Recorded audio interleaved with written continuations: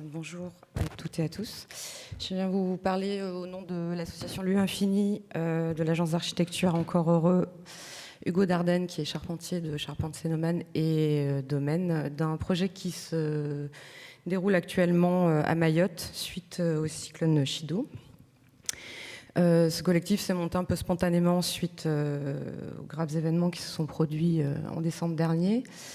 Mayotte est un territoire tout petit de 36 km² qui se situe dans l'océan Indien au sud de Madagascar.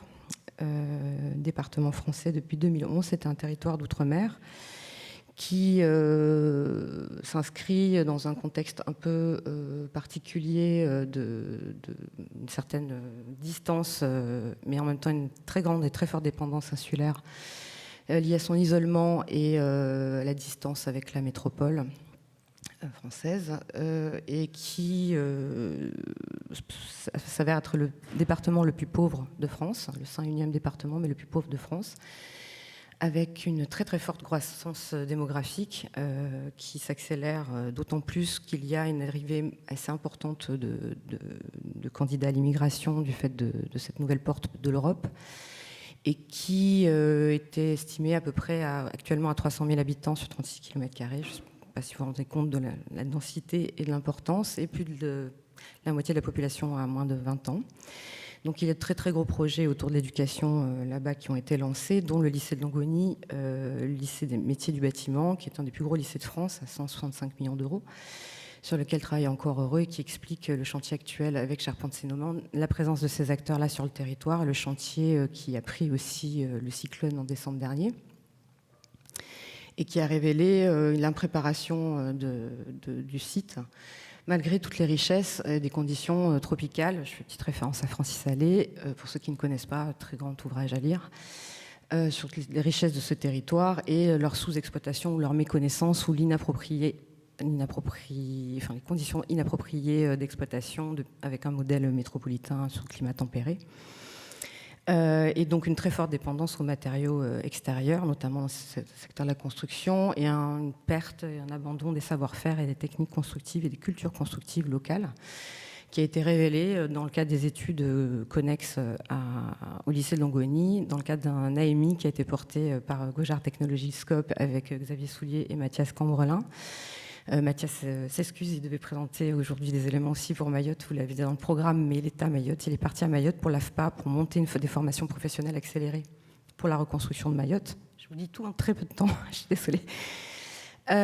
Donc un territoire complexe, beaucoup de déshérence, une quasi-défaillance de l'État, peut-on le dire.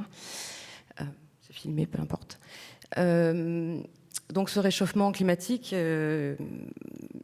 Et effectivement, une intensité exceptionnelle des événements cycloniques que vous connaissez tous. Et donc, ce cyclone qui est passé au-dessus de Mayotte, avec une information un peu erronée de la part des services de l'État, une population impréparée, pas de cyclone depuis 1984, des constructions un peu hasardeuses et très rapides ces dernières années pour faire face à cette croissance démographique très forte, et donc des toitures qui n'étaient pas paracycloniques. Beaucoup d'états dégradés, de l'habitat non assuré, seulement 6% de l'habitat résidentiel est assuré actuellement.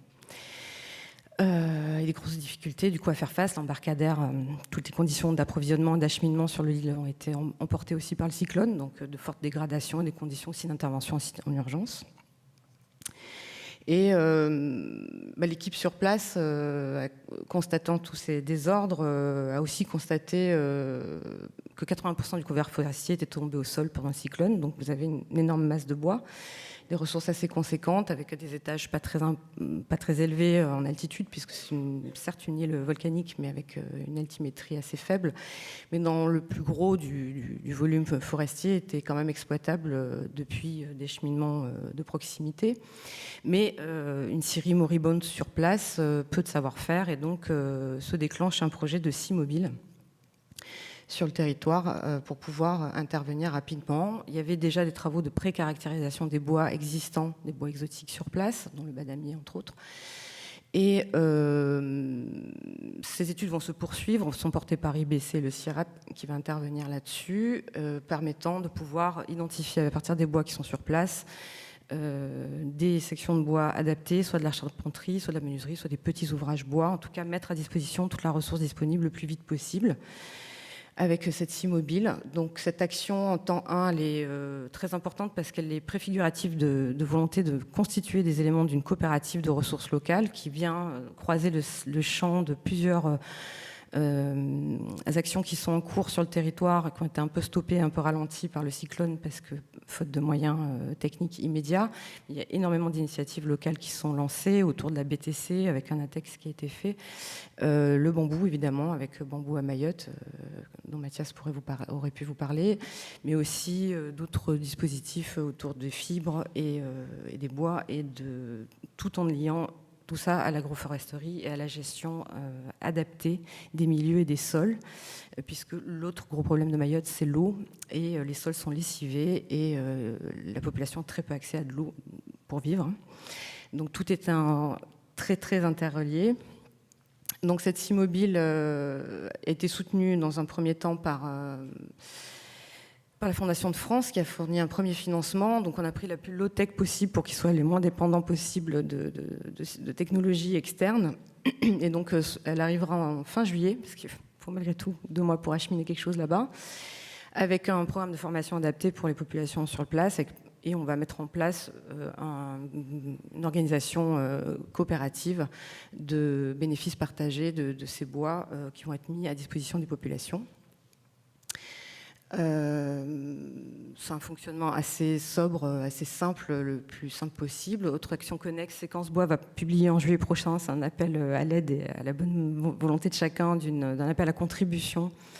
Notre trinôme charpentier, architecte, ingénieur, pour faire des dessins et des petits guides de mise en œuvre simplifiés avec ces bois locaux et ces sections de bois de toiture qui seraient paracycloniques, parasismiques. Appel à contribution avec des ouvrages qui seront donc mis à disposition à titre gracieux des populations pour pouvoir en autoconstruction reconstruire leur charpente. Et autres actions connexes qui sont portées par d'autres associations que sont BAM, Nicolidago, etc. Donc qui pourront porter et exploiter ces bois pour les charpentiers, et la montée en compétences des acteurs sur le territoire et la formation des jeunes. Des engagements et des fondements coopératifs. C'était très important pour nous de le porter de cette manière-là. C'est à ce titre-là que Domaine s'y est engagé d'ailleurs par ailleurs. Autour d'une gestion la plus collégiale possible qui réunit les prescripteurs, les fournisseurs, les acheteurs et les habitants qui seront salariés de la future coopérative, avec des engagements mutuels et des bénéfices qui seront partagés sur le territoire, avec un transfert le plus vite possible de l'association Lieu Infini qui compte à 2 ans, échéance max, livrer les équipements, l'outillage, les formations et toutes les données, toute la data disponible à une structure sur place qui prendra en charge le dossier. J'ai fait vraiment moins de 15 minutes. Je suis allée trop vite peut-être. Je peux peut-être revenir sur d'autres questions. Je suis désolée, je suis allée très très vite, j'avais peur de ne pas avoir le temps. Qu'est-ce que je peux vous dire? Je peux revenir en arrière peut-être du coup. Vous avez des questions? Alors j'ai une chose très importante à dire. On a été financé à hauteur de 150 000 € par la Fondation de France. Il nous manque actuellement 80 000 €. Donc c'est un appel aussi à dons, à bénévolat. Cette action est purement privée. L'association Lieu Infini, c'est une association qui avait été fondée par Encore Heureux dans le cadre de la première action de la Biennale de Venise. Le président en est Julien Chopin, cofondateur d'Encore Heureux, mais qui n'est plus Encore Heureux. Et Nicolas Delon, qui lui est toujours à l'agence Encore Heureux, qui porte actuellement ce projet, puisqu'il n'y a pas d'acteurs sur place sur le territoire pour le porter. Donc il y a une préfiguration d'une coopérative qui doit se mettre en place, mais on a besoin de financement complémentaire. Tout est fait actuellement depuis décembre dernier à titre bénévole par l'ensemble des acteurs. On y a passé beaucoup de temps. Le but est de transférer le plus vite possible un outil opérationnel aux acteurs là-bas sur le territoire. Il y a une urgence vraiment très importante à fournir des éléments parce que Caroline Leloup, d'Architecte de l'Urgence, qui est revenue nous présenter au Forum Bois Construction son premier diag de l'état du résidentiel, fait qu'en autoconstruction, les habitants n'étant pas assurés reconstruisent tout de suite des toitures, mais étant pétrifiés à l'idée que ça s'arrache, font des toitures béton sur leurs petits ouvrages, leurs cases cim et tout l'habitat un peu conventionnel ou léger, avec des toitures béton qui se prennent 13 tonnes. Et donc s'il y a non pas un cyclone, mais plutôt un séisme, ils se prendront leur toiture sur la tête.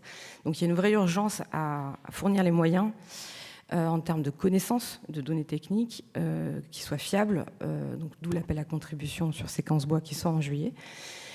Fournir du bois à un prix modéré, puisque l'acheminement de bois à distance est très très élevé, et former, monter en compétences là-bas sur place des équipes pour pouvoir exploiter ces bois et mettre en œuvre ces solutions, de solutions fiables, pérennes et en local. Et tout ça pour stimuler un écosystème local qui soit moins dépendant de ressources qui viendraient de fortes distances, et de pouvoir mettre à disposition aussi des éléments qui rentrent dans un cadre d'une pérennité et d'une construction plus robuste pour les années à venir, puisque les cyclones ne seront pas moins présents et moins intenses. Donc 80 000 €, je ne vais pas faire la quête, je n'ai pas pris de chapeau, mais vous pouvez prendre attache auprès de moi ou auprès de l'association Le Infini ou d'Encore Heureux. Je peux vous donner les coordonnées pour pouvoir mobiliser tous les moyens disponibles si vous avez quelques pistes qui soient. On est capable d'aller chercher de la subvention conventionnelle, mais les procédures sont extrêmement longues et on n'a pas le temps d'attendre. Si vous avez pu comprendre le message, c'est très urgent aujourd'hui.